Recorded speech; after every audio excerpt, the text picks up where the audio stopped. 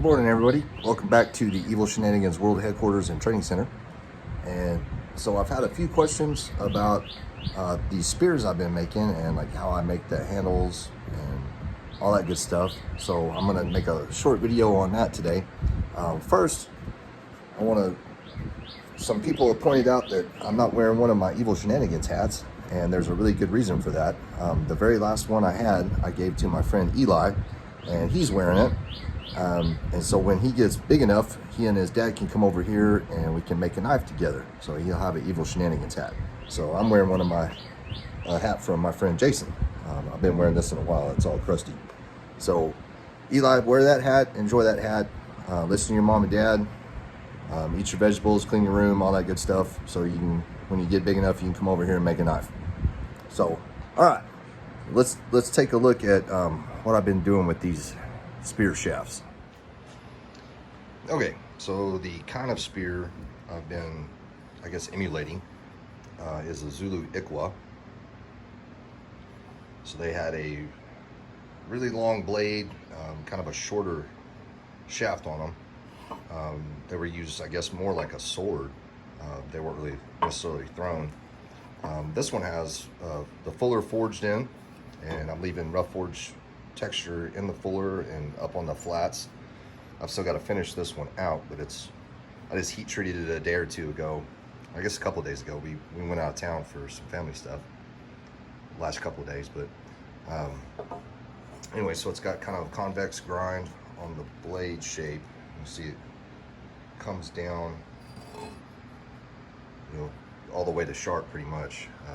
So I still got to touch this one up a little. I like the way it looks. They're fun to make, and people seem to like them. But this one is, I guess, about an 18-inch blade, and then the tang on it is, you know, however far that is. But then the shaft, I'm just basically laminating two pieces of curly maple together, and I cut a groove in it for the tang to set, kind of make a sandwich. And so I will mark it based on where the touch mark is. So I only put the touch mark on one side of the blade. That way, you know, because it's not going to be perfectly symmetrical. At least, you know, at my skill level, it's not going to be perfectly symmetrical. So I want it to go in to the shaft the same way every time. And I just drill holes on one side so that I can, when you put the sandwich together, you know, you may not be able to tell which side was which. So based on where the holes are, I know where the touch mark is. You can see it on the opposite side. And just that way everything stays lined up. Cutting that groove in, I use kind of you know, some ancient and traditional techniques. You know, it's really painstaking, you know, filing it and chiseling it out.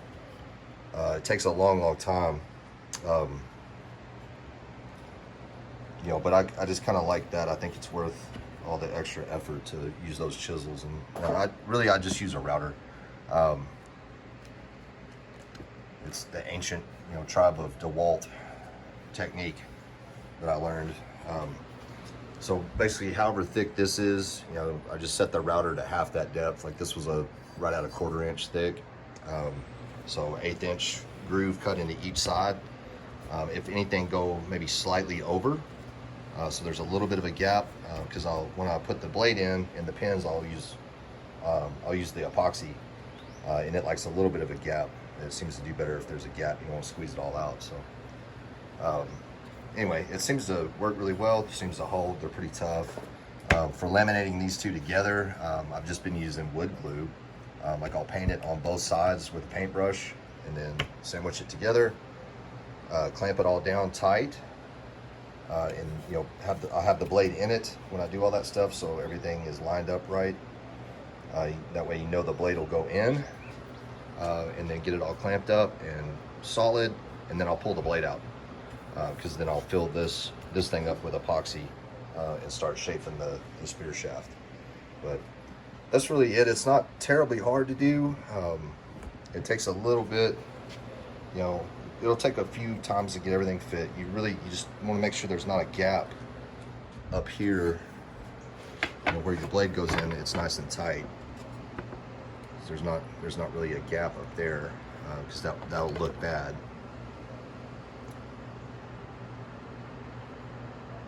Epoxy will fill a little bit, but you don't want a big gaping hole up there at the top.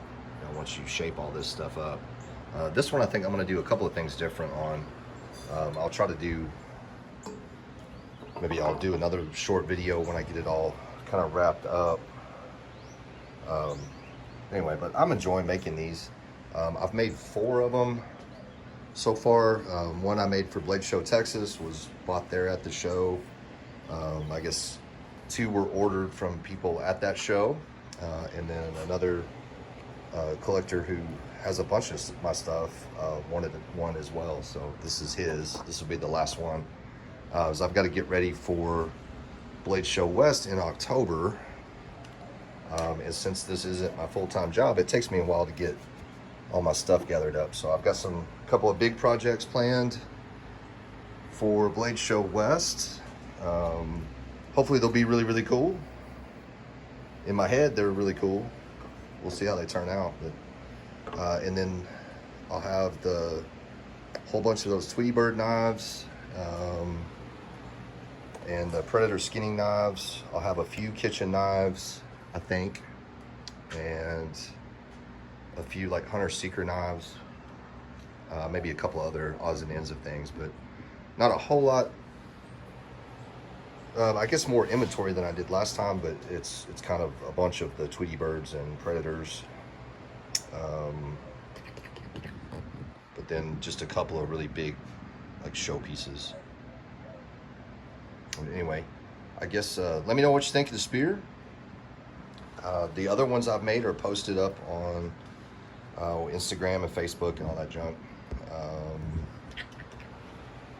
Let me know what you're working on. If you have any questions about any of this, let me know. I'll try to answer it if I can. But anyway, so there it is.